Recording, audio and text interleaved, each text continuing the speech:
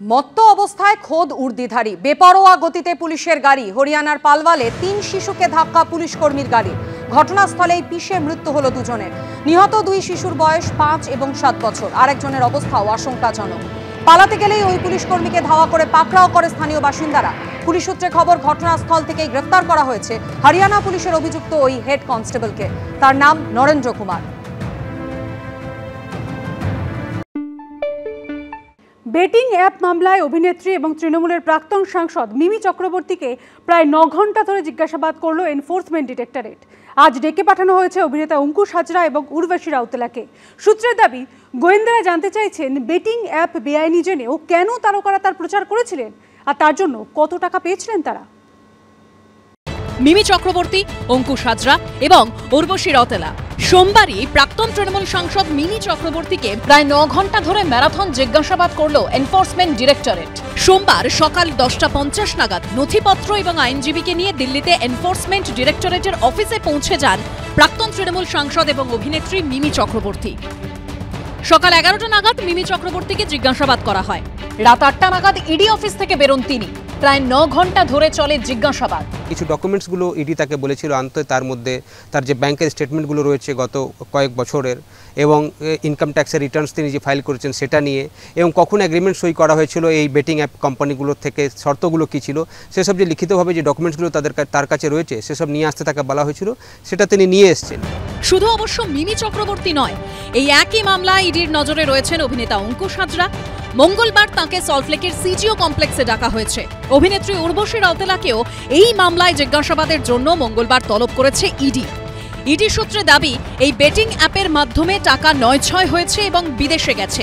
সেই লেনদেনের গতিপথই খুঁজে বার করতে চাইছেন ইডি অফিসাররা। এজেন্সি সূত্রে দাবি, অফিসাররা জানতে চাইছেন বেটিং অ্যাপ বেআইনি জেনেও এই তারকারা কেন তার প্রচার করেছিলেন, এই প্রচারের জন্য তারা কত টাকা পেয়েছিলেন, সেই টাকা কিভাবে তাদের কাছে পৌঁছেছিল। এদিকে দিল্লিতে প্রাক্তন তৃণমূল সাংসদ এবং অভিনেত্রী মিমি চক্রবর্তীকে যখন ইডি জিজ্ঞাসাবাদ করছে, তখন এ রাজ্যে তা নিয়ে শুরু হয়ে গেছে রাজনৈতিক চাপানোতর। দেখুন, আমি ওনাকে বলবো যে যখনই ওনাকে তদন্তকারী সংস্থা ডাকবে, উনি গিয়ে উনি যতটা জানেন ততটা বলবেন। পশ্চিমবঙ্গের ফিল্ম ইন্ডাস্ট্রি, যেটাকে আমরা টলিউড নামে চিনি, টলিউডের মাধ্যমে যে কালো টাকা যে সাদা করা হয়, এই বিষয়ে কিন্তু কোনো সন্দেহের অবকাশ নেই। এবং সেক্ষেত্রে যে সিন্ডিকেট কাজ করে আপনারা ভালো জানেন।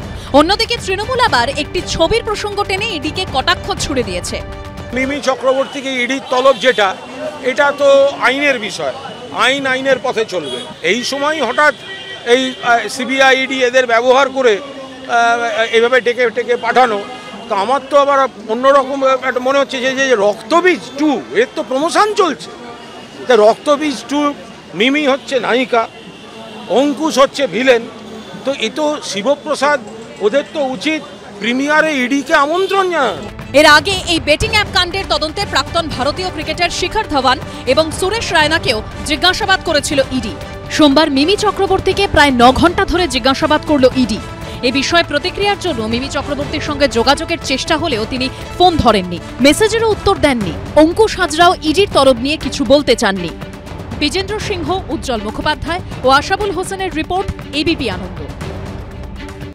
দক্ষিণ দিনাজপুরে বেটিং মামলায় ধৃত শিক্ষকের বাড়িতে উদ্ধার হলো কাঁড়ি টাকা। বালুরঘাটে শ্বশুর বাড়ি এবং গঙ্গারামপুরের শিক্ষকের বাড়ি থেকে প্রায় 1,35,00,000 টাকা উদ্ধার করেছে পুলিশ। কিছু টাকা পুলিশ পকেটে পুরেছে। কটাক্ষ ছুড়ে দিয়েছে বিজেপি, পাল্টা জবাব দিয়েছে তৃণমূল।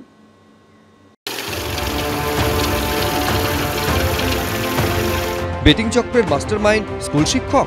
দক্ষিণ দিনাজপুরে শিক্ষকের বাড়ি ও শ্বশুর বাড়িতে টাকার পাহাড়। উদ্ধার প্রায় 1,35,00,000 টাকা। বেটিং অ্যাপের মামলায় ইডির তলবে সোমবার দিল্লিতে হাজিরা দিয়েছেন প্রাক্তন তৃণমূল সাংসদ ও অভিনেত্রী মিমি চক্রবর্তী।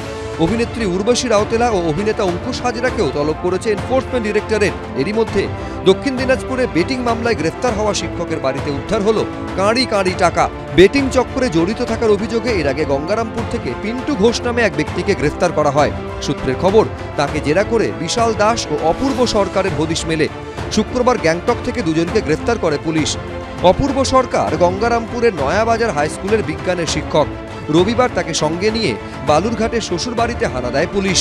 সেখানে বেডরুম থেকে উদ্ধার হয় 7 লক্ষ টাকা। পুজোর ঘরের ট্রাঙ্ক থেকে 3টি পুটলিতে 1,17,00,000 টাকা উদ্ধার হয়। মানে এখানে কি রেখেছিল?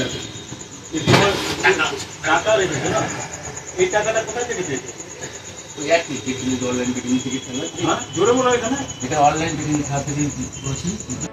এরপর গঙ্গারামপুরে শিক্ষকের বাড়ি থেকে উদ্ধার হয় প্রায় 18 লক্ষ টাকা, অর্থাৎ সব মিলিয়ে শিক্ষকের থেকে মেলে 1,34,97,000 টাকা।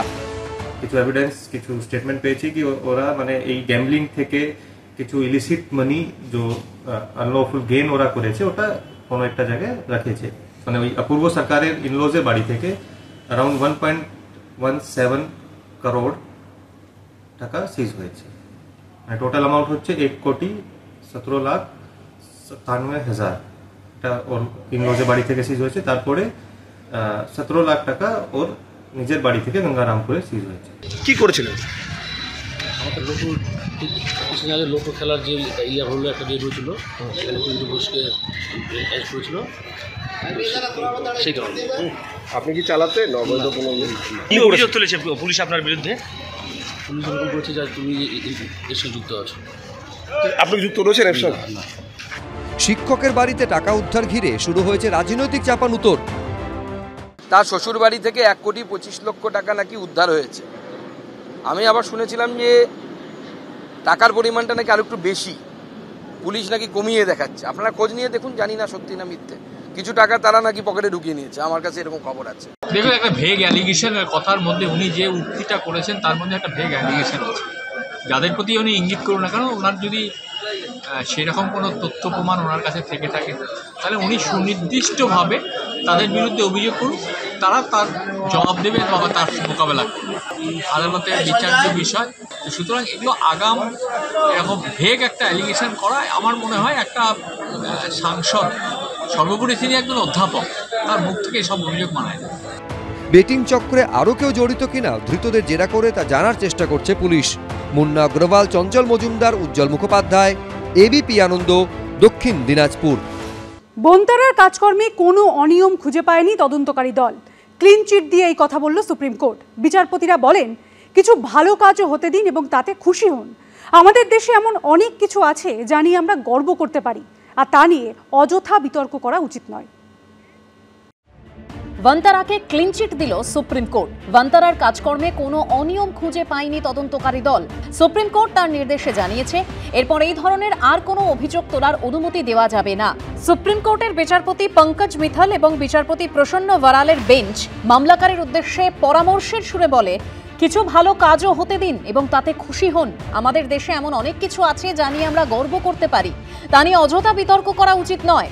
তদন্ত চলাকালীন এসআইটির সদস্যরা ভারতীয় এবং বিদেশি এজেন্সির সঙ্গে যৌথভাবে রেকর্ড খতিয়ে দেখে এবং বিশেষজ্ঞদের মতামত নেয়।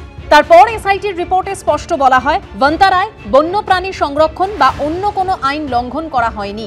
গুজরাতের জামনগরে ভান্তারা পরিচালনা করে আম্বানি পরিবারের রিলায়েন্স ফাউন্ডেশন। দুটি আলাদা জনস্বার্থ মামলায় ভান্তারার বিরুদ্ধে অনিয়মের অভিযোগ তোলা হয়। সুপ্রিম কোর্টে মামলা গেলে 25শে আগস্ট তদন্ত কমিটি তৈরি করে দেয় সর্বোচ্চ আদালত। 4 সদস্যের এসআইটি তৈরি করে ভান্তারা নিয়ে তদন্তের দায়িত্ব দেওয়া হয়। 17 দিন পর গত 12 সেপ্টেম্বর মুখবন্ধ খামে এই তদন্ত কমিটির রিপোর্ট জমা দেয়। রিপোর্ট গ্রহণ করে সোমবার সুপ্রিম কোর্টের 2 বিচারপতির বেঞ্চ বলে, ভান্তারা নিয়ে যে তদন্ত হয়েছে তার রিপোর্ট সন্তোষজনক। তদন্তে উঠে এসেছে যে ভান্তারায় সমস্ত অধিগ্রহণ নিয়ম মেনে এবং নথি সহ করা হয়েছে এবং প্রাণীদের দেখভাল ও চিকিৎসা পরিষেবা আন্তর্জাতিক মানের। সুপ্রিম কোর্টের রায় প্রসঙ্গে ভান্তারা কর্তৃপক্ষের তরফে বলা হয়েছে, আমরা বিনম্রভাবে এবং কৃতজ্ঞতা সহ সর্বোচ্চ আদালতের নির্দেশকে স্বাগত জানাচ্ছি। এসআইটির রিপোর্ট এবং সুপ্রিম কোর্টের নির্দেশে এটা স্পষ্ট হয়েছে যে ভান্তারার পশু কল্যাণ মিশনের বিরুদ্ধে তোলা অভিযোগের কোনো ভিত্তি নেই। ভান্তারা সবসময় নির্বাক প্রাণীদের প্রতি আমাদের ভালোবাসা এবং দায়িত্বের প্রতীক। এবিপি আনন্দ।